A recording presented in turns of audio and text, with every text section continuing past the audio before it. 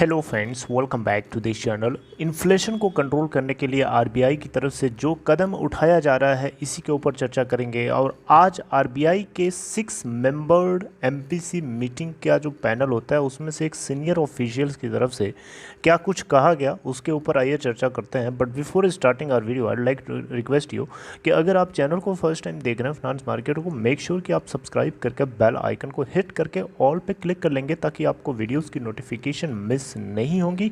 और दूसरी रिक्वेस्ट रहेगी कि अगर आपको डीमेट या ट्रेडिंग अकाउंट ओपन कराना है दोस्तों, लिंक दिया गया है डिस्क्रिप्शन बॉक्स में अपस्टॉक में अकाउंट ओपन कराने का। बहुत ही सिंपल काम है, आप चाहे तो देख सकते हैं दोस्तों। रिजर्व बैंक ऑफ इंडिया की तरफ से जो कुछ भी चाल चली जा रही है, जो कुछ भी खेल खेला जा रहा है, इसको मैं खेल क्यों बोल रहा हूँ अभी आपको समझ में आ जाएगा। लेकिन जो कुछ भी किया जा रहा है, क्या उससे मार्केट को कंट्रोल किया जा सकता है? दोस्तों ये बात आपको बहुत अच्छे से पता है कि रेपो रेट बढ़ेगा तो मार्केट के लिए खतरा है। खासकर मार्केट में उन सारी कंपनीज के लिए खतरा है जिनका सीधा सीधा इंडियन रुपीस से डिपेंडेंसी है, जो इंडियन रुपीस में अपने काम को कर दे। देखिए, अब आईटी सेक्टर के कुछ कंपनीज हैं जिनका सीधे सीधे सौदा बाहर के देशों में होता है, डॉलर्स, वो उनका काम डॉलर्स में होता है, उनको ज़्यादा इम्पैक्ट नहीं पड़ेगा। लेकिन बाकी कंपनीज को तो पड़ेगा ना, बैंक्स को पड़ेगा, बाकी जितने भी इंफ्रास्ट्रक्चर से जुड़े हुए प्रोजेक्ट्स हैं उसमें इन्फ्लेशन, महंगे लोन मिलेंगे, लोग कम से कम एक्सपेंशन करेंगे। एक मैं आपको छोटा सा एग्जांपल दूंगा, मैं समझाना चाहूँगा अपनी सूझबूझ से जो मुझे लगता है। बाकी मेरी बात को आप गलत भी साबित कर सकते हैं और गलत भी हो सकती है मेरी बातें, जो ज़रूरी नहीं है कि मैं हर जगह सही हूँ। लेकिन मैं अपना एक एग्जांपल, एक पॉइंट ऑफ व्यू आप लोगों के सामने जो है इस वीडियो के माध्यम से रखना चाहता हूँ।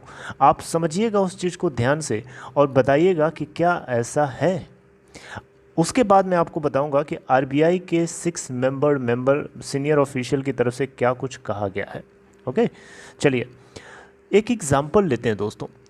आरबीआई जो है रेपो रेट को बढ़ा रहा है ताकि इन्फ्लेशन को कंट्रोल किया जा सके। इन्फ्लेशन को देखिए, आरबीआई की जो टॉलरेंस लिमिट है 2 से लेकर 6% है। ये बैंड है, लोअर बैंड अपर बैंड, इसके बीच में आरबीआई को इन्फ्लेशन रखना होता है। लेकिन आज की डेट में जो इन्फ्लेशन है 7.04% है। ये पिछले महीने का डेटा है और उससे पिछले महीने का डेटा जो था वो 7.79% था। तो ये बाहर, इस बैंड से बाहर क्यों चला गया सीपीआई? ये एक बहुत बड़ा सवाल है आरबीआई के लिए और इसी के लिए वो इसी के प्रेशर में है जिसको लेकर के वो कंट्रोल करना चाहता है। तो क्या रेपो रेट के सिर्फ बढ़ा देने से, क्या रेपो रेट के बढ़ा देने से सीपीआई डाउन हो जाएगा? एक एग्जाम्पल से समझते हैं। सपोज करिए एक आम बेचने वाला, आम का सीजन चल रहा है, आम के एग्जाम्पल से समझते हैं। और ये एग्जाम्पल अगर आम पे वैलिड है तो इस देश में जो भी एक छोटी से छोटी चीज़ और बड़ी से बड़ी चीज़ बिकती है उन सब चीज़ों पे वैलिड मान सकते हैं मोटा मोटा। एक सपोज करो एक फ्रूट सेलर है, आम बेचने वाला है। वो मान लो कि ये एक जगह है जहाँ से वो सोर्स करता है और ये उसकी छोटी सी दुकान है।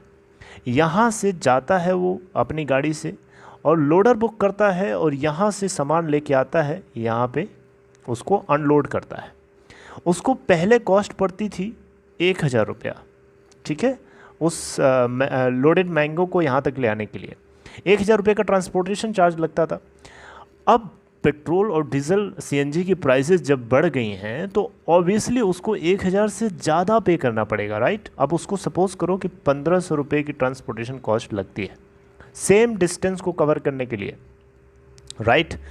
तो अब एक बात बताओ, अब वो यहाँ पे इस जगह अपने शॉप में ले आकर के इन आम को बेचेगा तो क्या उसी रेट पे बेचेगा जिस रेट पे वो पहले बेचा करता था जब उसकी ट्रांसपोर्टेशन कॉस्ट 1,000 रुपये थी, या उससे महंगे रेट पे बेचेगा जब उसकी ट्रांसपोर्टेशन कॉस्ट 1,500 रुपीज़ हो गई है एक बार की?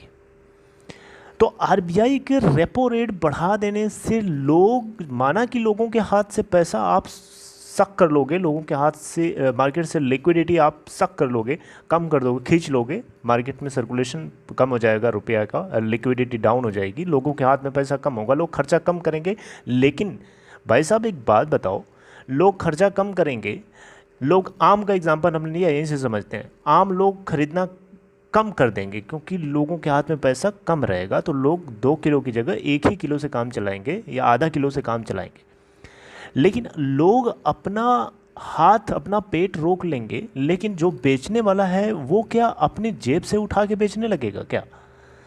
मतलब प्राइस गिर जाएगी, चीज़ों के दाम गिर जाएंगे, लोग खरीदना बंद कर देंगे, लेकिन इसका मतलब तो ये बिल्कुल नहीं हुआ ना कि जो बेचने वाला है वो बिलो उसकी जो अपनी लागत है, उसकी जो अपनी कॉस्ट प्राइस है, उससे बिलो तो जाके बेचेगा नहीं। उसका ख़राब जरूर हो जाएगा, लेकिन वो बिलो जा कर के नहीं बेचेगा। अगर ऐसा करने लगे तो उसके वहाँ बैठने का मतलब क्या हुआ? लॉजिक से समझो सर, आपको मैं समझाने की बहुत अच्छे से कोशिश कर रहा हूँ। और यहाँ से एक एग्जांपल से मैं आपको यही चीज़ समझा रहा हूँ कि सिर्फ रेपो रेट के बढ़ा देने से क्या इन्फ्लेशन को डाउन किया जा सकता है? मुझे तो लगता है दोस्तों कि ये भी एक फैक्टर है जो आरबीआई को सोचना चाहिए। सिर्फ रेपो रेट के बढ़ा देने से आप इन्फ्लेशन को डाउन नहीं कर सकते हैं। क्या आपको नहीं लगता कि इस तरीके की बातें भी हो सकती हैं? आप एक बात बताओ यार, कहीं पे भी कोई भी सामान कोई भी बेचता है, अगर पेट्रोल डीजल प्राइसेस बढ़ जाएंगे, एक्सपोर्टेशन और उसकी ट्रांसपोर्टेशन जो कॉस्ट है वो बढ़ेगी, तो ऑब्वियसली लोग उसको पहले से ज़्यादा दाम पे बेचेंगे, और ज़्यादा दाम पे बेचेंगे तो लोग खरीदने वाले कम रहेंगे। लेकिन खरीदने वाले और अगर कम हो जाएंगे इस लिक्विडिटी के कम होने की वजह से, तो जो बेचने वाला उसको अपने दाम को और गिराना पड़ेगा। तो क्या गिरा करके बिल्कुल अपना प्रॉफिट मार्जिन एकदम ज़ीरो कर ले? क्या ज़ीरो प्रॉफिट मार्जिन पे बेचेगा तो फिर वो काम करने का फ़ायदा क्या हुआ उसका? मेरी बात समझ रहे हैं? पेट्रोल और डीजल प्राइसेस ऑलरेडी बहुत हाई हैं। अब आप ये ना बोलना कि 10 रुपये पेट्रोल डीजल प्राइसेस गिर तो चुके हैं, कैसी बात कर रहे हो दोस्तों? ये खेल है। बढ़ाया 50, गिरा दिया 30, बोल दिया हमने देखो गिराया तो है, लेकिन अभी भी तो नेट 20 रुपये ऊपर ही है ना। तो सोच सके तो सोच लो आप, ये चीज़ जो है सिस्टम के अंदर चल रही है, और ये भी एक सबसे बड़ा कारण है जो इन्फ्लेशन को कंट्रोल करने के लिए ज़रूरी है, क्योंकि सिर्फ रेपो रेट से नहीं होता। दोस्तों ये मुझे जो लगता था, जो मुझे ऐसा एग्जांपल लगता था, मैंने आपसे शेयर किया। अब आप चाहें तो इसको रिजेक्ट भी कर दीजिए, अगर आपको किसी एंगल से गलत लगता है तो मैं किसी के ऊपर ब्लेम नहीं करने वाला हूँ। आपको जैसा भी लगता है, जो भी लगता है, क्या मेरी बात से आप एग्री करते हैं या नहीं करते हैं? नहीं करते हैं तो उसके पीछे कारण क्या है, कॉमेंट बॉक्स में अपना कारण ज़रूर बताइए, ताकि मैं भी उस चीज़ को समझ सकूँ। हो सकता है मैं कहीं से मिस कर रहा हूँ। अब देखिए आरबीआई के 6 मेंबर्ड, ये जो एमपीसी मीटिंग जो होती है उसमें 6 मेंबर जो होते हैं, जिसको शक्तिकांत दास हेड करते हैं, उनमें से ये एक है मिशेल पात्रा। इनकी तरफ से कुछ बातें बताई गई। देखिए इन्होंने साफ साफ बोल दिया है कि इंडिया का इन्फ्लेशन जो है उसको कंट्रोल करना, it is not going to be painless, यानी it is going to be painful. ये आरबीआई के deputy governor Michael Patra ji की तरफ से कहा जा रहा है, मैं नहीं बोल रहा हूँ। यानी आरबीआई को इन्फ्लेशन कंट्रोल करना लोहे के चने चबाने के बराबर है। और इन्होंने साफ साफ कहा है कि अगले 3 क्वार्टर तक लगातार जो है अगले 3 क्वार्टर तक जो है लगातार आरबीआई के सामने चैलेंज है। इन्फ्लेशन जो है 6 से अबव रहने वाला है, और ऐसा बताया इन्होंने कि 6% के नीचे या उसके आसपास आ सकता है, या ऑलमोस्ट टच कर सकता है 6%, जो कि अपर बाउंड है आरबीआई की tolerance level, by the 4th quarter. और इन्होंने ये भी कहा है कि 4% के आसपास का इन्फ्लेशन आ सकता है, अगले 2 साल लग जाएंगे। तो खुद सोच के देखिए, ये आरबीआई के सामने एक बहुत बड़ा चैलेंज है। लेकिन आरबीआई क्या करे? रेपो रेट गिरा गिरा करके लोगों के साथ खेल नहीं है तो क्या हो रहा है? मार्केट को आप क्रैश करा रहे हो, ग्रोथ इससे डाउन होएगी, लोग लोन कम से कम लेंगे, लोगों का काम कम हो जाएगा। ऑब्वियसली ग्रोथ को तो सीधे सीधे इम्पैक्ट पड़ रहा है। सॉफ्ट लैंडिंग का एक एग्जांपल इन्होंने ज़रूर दिया है पब्लिक को सेटिस्फाई करने के लिए, रिटेल इन्वेस्टर्स को सेटिस्फाई करने के लिए। बट एग्जांपल देने से क्या होगा? आप तो अब it is very very most likely कि आरबीआई जो है नेक्स्ट मीटिंग जो होगी उसमें भी 50 बेसिस पॉइंट्स के आसपास का रेपो रेट इंक्रीमेंट फिर से कर सकता है। तो दोस्तों ये है तेज़ी। आप जो सोच रहे हैं मार्केट में जो बहुत तेज़ी आ सकती है, तो ध्यान दीजिए इन चीज़ों को, इस चीज़ों को इग्नोर मत करिए, क्योंकि ये खेल जो चल रहा है, इस खेल से आप जो है परेशान हो जाएंगे। इसलिए be careful about all this things. ये सब चीज़ें जो है आपको ध्यान में रखनी है। इस तेज़ी के झांसे में फंसने की गलती बिल्कुल मत करिए, वरना फिर आप आगे परेशानी आपको ही होगी, क्योंकि पैसा आपका लग जाएगा तो फिर आपकी जेब से निकल चुका होगा, फिर आपके हाथ में आने में समय भी लग सकता है।